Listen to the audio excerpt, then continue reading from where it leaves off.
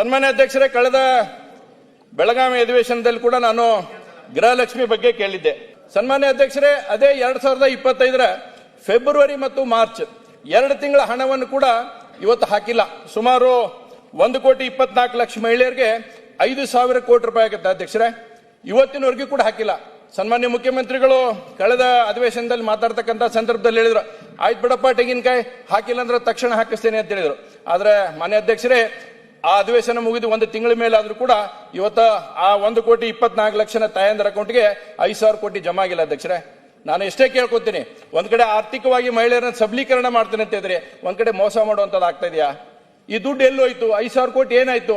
ಆದ್ರೆ ಇವತ್ತು actual figures ಗಳನ್ನ ತೆಗೆದಾಗ ಇವತ್ತು ಮುಂದಿನ 4 ತಿಂಗಳು ಇನ್ನೂ ದುಡ್ಡು ಬಂದಿಲ್ಲ. ನಾವು ಅವತ್ತು ಭಾಷಣ ಮಾಡಿದಾಗ ಆಗಸ್ಟ್ ವರೆಗೆ ಇತ್ತು.